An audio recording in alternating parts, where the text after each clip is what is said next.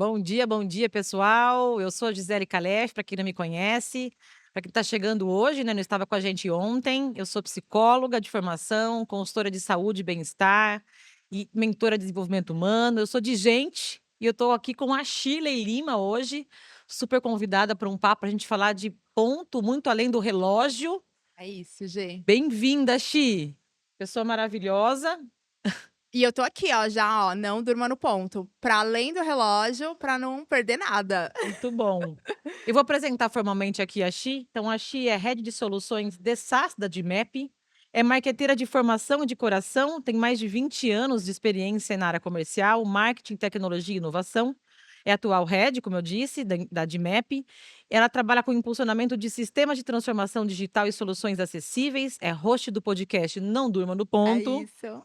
descomplicando os temas de gestão, RH e tecnologia com um toque leve e bem-humorado. Então a gente vai ter bom humor, vai ter o O tempo todo. tempo todo. Boa.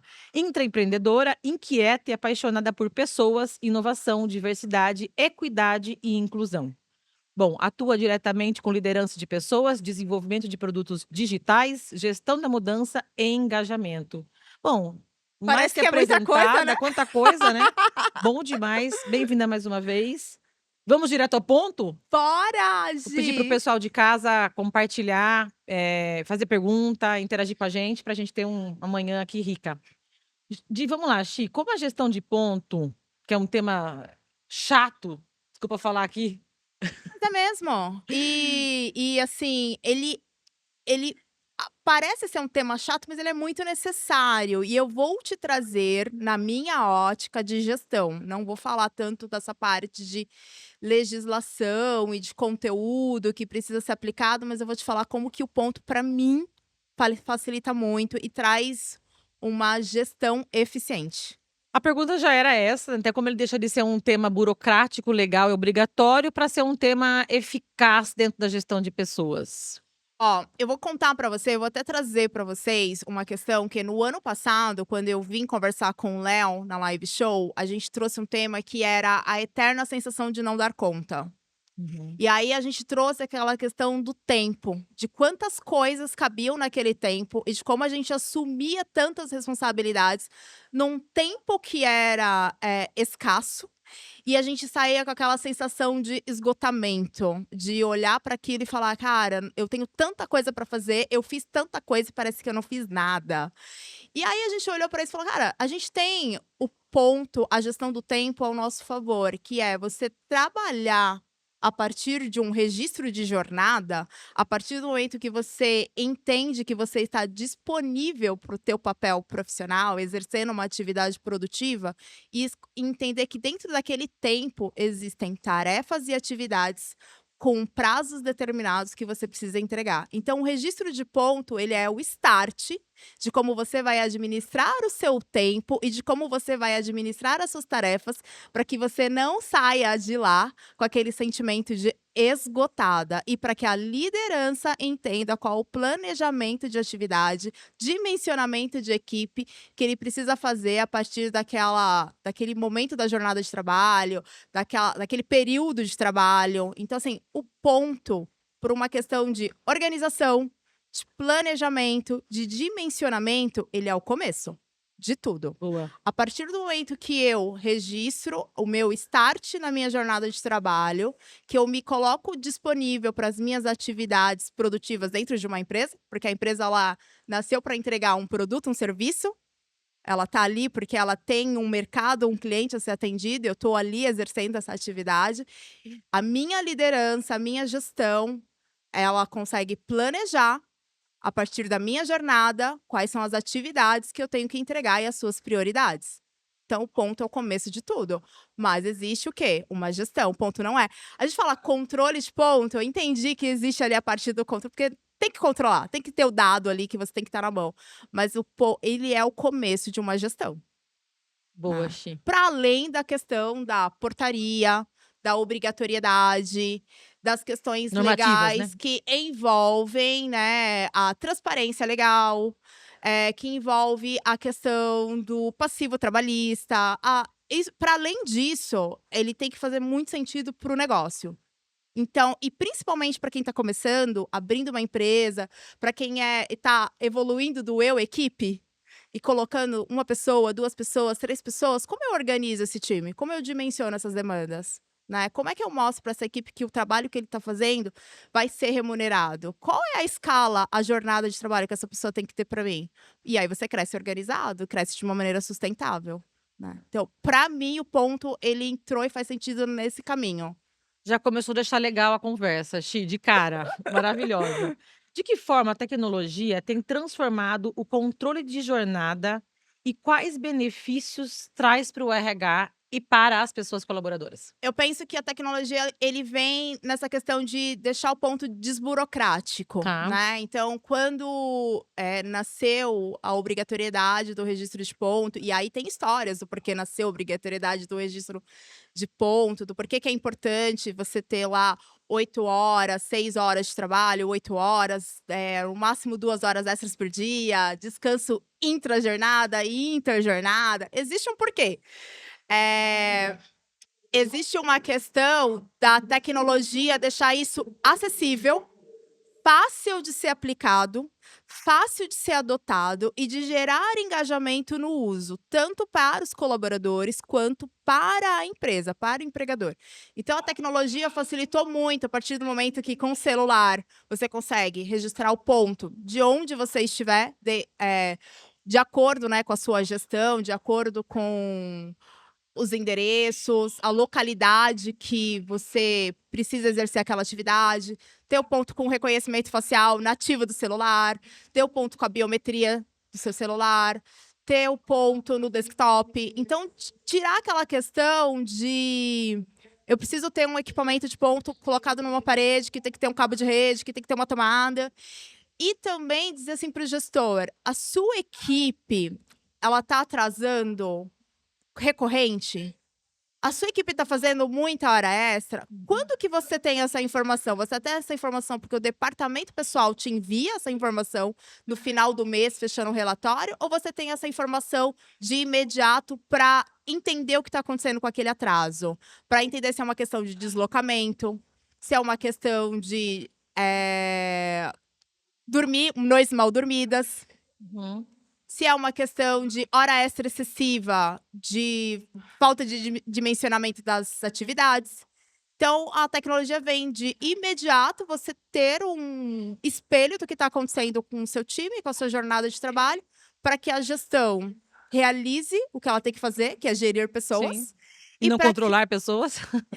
para quem precisa fazer o registro de ponto, se sinta confortável de fazer esse registro, seja pelo celular, pelo desktop, pela web ou até mesmo no próprio equipamento, que tem que ser um equipamento também pequeno, fácil.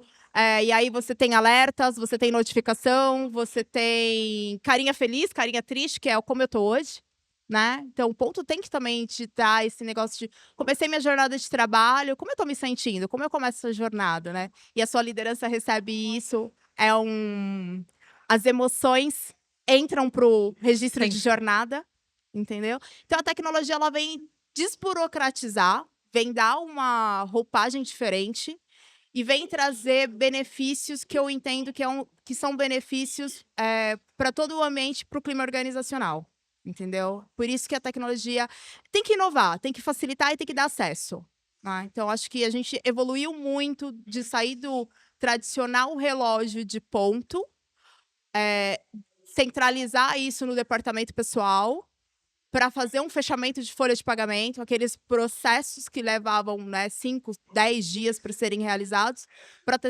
deixar isso mais fácil. Então acho que a tecnologia só vem crescendo e deixando isso mais acessível. E flexível, que é o momento que a gente está vivendo, de falar de jornadas flexíveis, enfim. Bom ponto. Você estava falando de impacto. Quais são os impactos da má gestão, ponto, em clima, em riscos trabalhistas, em custos? São todos os impactos, né. Eu olho que 3 impactos, principais, ao meu ver. É o impacto de clima organizacional, das pessoas ou elas se sentirem, controladas demais, de forma excessiva. Você não comunicar, não treinar, não fazer os acordos de convivência dentro desse ambiente de trabalho. E acho interessante que eu sou millennial, né, então Eu também. Trabalho para os millennials estava dentro de uma relação central, era o centro da nossa vida. Então, ali dentro dos nossos combinados, o acordo de convivência, a gente seguia mais orientações, tinha as normas. Hoje, ele é um comunicado, uma conversa, um diálogo. Então, essa equipe já vem uma equipe mais jovem questionando os modelos de trabalho, que é incrível, Sim. exatamente necessário. Questionar jornada de trabalho de 8 Repensar os horas, modelos, né? repensar esses modelos. Então, eu acho que o ponto, quando ele não é comunicado, explicado do propósito, ele gera essa sensação de controle. E aí você tem um impacto negativo no clima organizacional. Quando o ponto ele não é administrado no termo de uma plataforma eficiente, um sistema eficiente, um processo eficiente, ou para o RH ou para a liderança, ele gera retrabalho. E aí, retrabalho gera custo. Custo na folha de pagamento, custo na hora extra, são os custos invisíveis que você vê passando ali. E quando você não faz o ponto, você está gerando ali um risco imenso, que é o risco de um passivo trabalhista, de uma hora extra ou uma jornada feita que pode não ter sido remunerada decentemente, que a empresa tem ali aquele risco de ter que justificar isso perante a lei. Então, acho que é o risco no clima, é o risco em custo e o risco de um passivo trabalhista que mancha a reputação e a imagem da empresa, né? Por isso que eu acho que o ponto, ele é importante, ele é o começo de tudo, ele é o começo de um acordo de disponibilidade, de produtividade e de uma boa produtividade, não de uma alta produtividade, aquele discurso da alta performance, Sei. sabe? Aquela coisa que a gente falou, não, vamos. É esse tempo que eu tenho, então é esse o tempo que eu vou usar com coerência e com qualidade, sabe? Sei. Sem forçar, sem pesar a mão. Respeitando. Sem relações transparentes, né? E eu tenho uma pergunta no gancho aqui, dessa linha que você tá trazendo. Vou fugir do roteiro, porque aqui a Tá gente bom. foge do roteiro. Tá ótimo. A Patrícia do Amaral tá perguntando, olha que pergunta boa. Como fazer com que líderes respeitem o tempo de trabalho dos colaboradores quando muitas vezes incluem multitarefas impossíveis de serem finalizadas? Qual é a sua recomendação aí? Gi, eu acho que é roda de conversa com essa liderança, assim, acho que primeiro eu olho muito no sentido de que a palavra cura, e não é um discurso bíblico. Eu sou da mesma linha. Não é um discurso bíblico. Cura, transforma. Mas eu penso muito que vamos chamar pessoas e a liderança para conversar. Porque, assim, você precisa começar a criar, construir essas reflexões, esses questionamentos e entender o que está acontecendo com a liderança, por que a liderança está entregando tanto, cobrando tanto e não respeitando o tempo. Então, acho que começa com o RH, começa com a alta liderança, com o RH, com a liderança, para que isso vá sendo de cima para baixo. Dobrado, cascateado. Criando culturas, entendeu? Então, assim, eu acho que é realmente começar a colocar os líderes dentro de uma mesa redonda, tirando o crachá, de uma forma de falar, gente, o que está acontecendo no dia a dia de vocês? Pegar dados. Dados são importantes em termos de quantas pessoas tem na equipe, quantas tarefas tem, quais foram os projetos novos, como que isso foi dimensionado, o que extrapolou diante desses projetos novos, por que a gente fez desse jeito e não fez daquele jeito, e aí você começa a medicar a partir dessas conversas. Mas essas conversas sobre o tempo e sobre o tempo de qualidade, ela precisa acontecer. Uhum. Entendeu? Então, realmente não tem nada que a gente vá começar a conversar em termos de cultura que não seja, ao meu ver, a partir de diálogo e a partir de conversas que não possam ser conversas que gerem preocupações, desconfortos ou insegurança. Então, é aquela conversa de que, é o famoso, estamos num espaço seguro? Uhum. Vamos conversar aqui? Vamos construir esse espaço, né? Vamos entender o que está acontecendo com a sua liderança, no sentido de que eu tô aqui para te ajudar e entender por que você não consegue respeitar o tempo da sua equipe. O que tem aí? O que está acontecendo aí? Vai existir períodos de sazonalidades que você tem uma alta demanda de entrega de um projeto, mas isso, ainda assim, isso é previsível. Ainda assim, sazonal, deveria ser sazonal. Ou vai acontecer algumas questões de saúde.